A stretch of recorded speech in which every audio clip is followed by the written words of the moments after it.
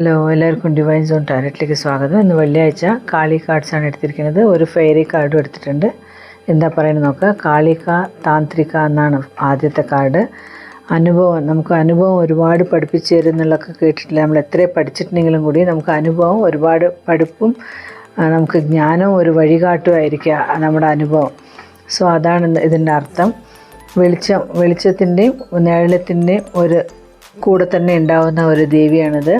പിന്നെ അടുത്ത കാർഡ് ഗുണതാന്ത്രിക പറഞ്ഞാൽ രണ്ട് കാർഡും കൂടി നോക്കും. നല്ലൊരു സെയിം ആയിട്ടുള്ള മാതിരിയുണ്ട്.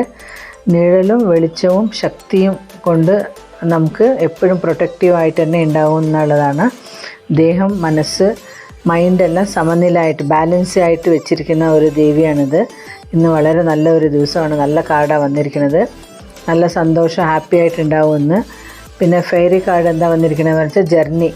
എവിടെയെങ്കിലും പുറത്തൊക്കെ പോകാനൊക്കെ എല്ലാവരും റെഡി ആയിട്ടിരിക്കുകയാണെങ്കിൽ അബ്രോഡ് അവിടെ ഇവിടെയൊക്കെ പാസ്പോർട്ടൊക്കെ റെഡിയാക്കി വെച്ചോളൂ.